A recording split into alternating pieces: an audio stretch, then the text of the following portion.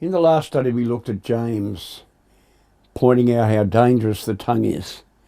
And I wanted just to give maybe a shorter look this time at some other elements of danger with our tongues, to look at just a very few of the other sins of the tongue that can tear up fellowship, tear families apart, tear churches apart. Goodness, I'm getting a bit long in the tooth now, and I've just seen whole congregations horrendously damaged by the misuse of the tongue. Now, there are a number of different sins in the New Testament that come from the tongue, and I thought it would be great if we looked at those this time. Now, slander is an old-fashioned word. It depends what translation of the New Testament you're using. But slander is spoken of at least 24 times in the New Testament, and a couple of them in the Gospels. And basically slander means, listen to this carefully, very carefully, slander means making false statements verbally, or as we said in the last session, it could be social media, it could be written, but in one way or another, making false statements about another person in such a way as to damage their reputation. To make false statements about somebody in such a way as to damage their reputation. And quite frankly, sometimes we do that in a sense almost innocently. We don't realise the damage we're going to do, or we might think the person we're slandering, it's a mild slander maybe, and we think, well, they're pretty tough, they can handle this. But there's almost nothing that is as destructive, I believe, to a person that has a commitment to truth in their life, to a person that really values dignity in the best sense of the word, for people that really value character. I think there are few things more horrendously damaging than slander that undermines a person's reputation. In a sense, you can lose your house, you can even lose your marriage, you can lose all sorts of things.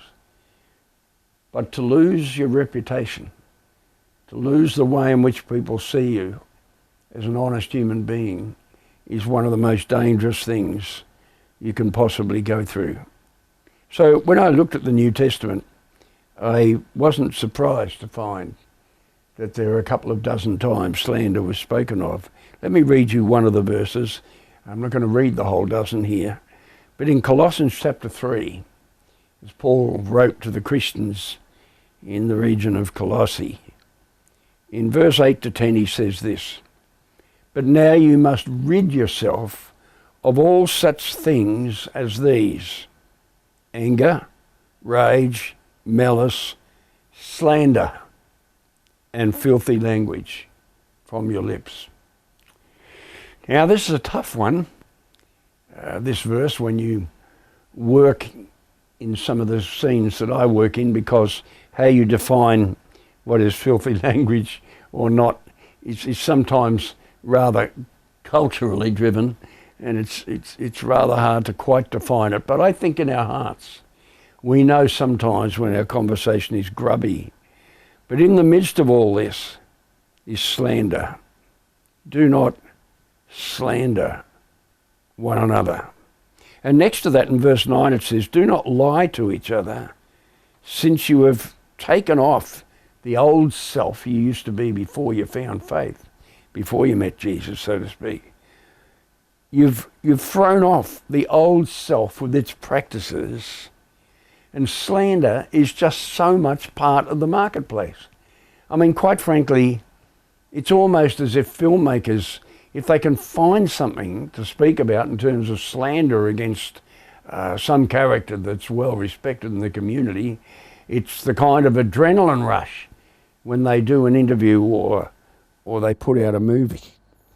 We have to get rid of slander because it's part of an old world where that was part of the culture in which we lived, but it doesn't belong in the culture of following Jesus. It says you've now put on a new self, which is being renewed in knowledge in the image of its creator. We're meant to be godlike. We're not meant to slander one another. And then let me take another word that's close to that, and that's the word gossip. In Romans 1, it lists a whole bunch of pretty ugly things, and you'd say God haters sounds pretty bad, insolent, arrogant and boastful, they all sound bad, but he describes those who've walked away from God as gossips and slanderers. So gossip, hearing a story along the line, not authenticating it, but passing it on. You know, I have information about it. This is what I heard. How rarely do we sincerely seek out the truth about the stories we hear about one another, even inside of family life? So it says, these people are gossips, they're slanderers, God haters, insolent, arrogant and boastful. They invent ways of doing evil. They're senseless, faithless, heartless and ruthless. Now, gossip is an interesting thing because when I did anthropology, I discovered that in small tribal groups, there is a certain form of gossip that is part of the health of the community. Now, this is a strange one, but what happens is this. If you're in a small group, a tribal group, where your survival has to do with your connectedness to other people, then if somebody starts spreading gossip about you, you can be sent to the margins of the culture to a point in some cultures where you can even be exiled from the culture and sent away in such a way that your life can be at risk because you need the whole tribe for the sake of getting food and of being able to get sustenance and water and so on. And if you're sent out on your own into, say, an arid area in Australia out in the semi-desert, then to lose the tribe is to lose your life. Now I say that because it's very interesting that if a person is gossiped about, what this does, the anthropologists tell us, in small tribal groups, is it makes the person review their behaviour if the gossip is true and to change their behaviour. And then in small tribes, there are ways in which you can put things right if you've done things wrong. And so there's a certain way, a unique way in small tribal cultures where gossip is part of the social fabric. But in our culture and in city culture, that doesn't work that way. You gossip about somebody, the word gets out, it's impossible for that person to defend themselves because there are too many ears to hear it. And in the end, you damage them and you drive them out. And in one sense, they suffer too from isolation from the rest of the culture. So it's still a very alienating thing to gossip. In 2 Corinthians chapter 12, verse 20, Paul says, as he's looking forward to coming and being with the Corinthian Christians, and remember, this is a group where he said they had more of the gifts of the Spirit, more miracles, more speaking in tongues, more of all that magical looking stuff. A strong, powerful church. And yet, as he comes to them in this strong church with all those gifts of God's Spirit in the midst of them, tragically they're filled with these very things that tear the fabric apart. And he says, "For I am afraid, when I come, I may not find you as I want you to be, and you may not find me as you want me to be. I fear that there may be quarrelling, jealousy, outbursts of anger, factions, slander, gossip, arrogance and disorder.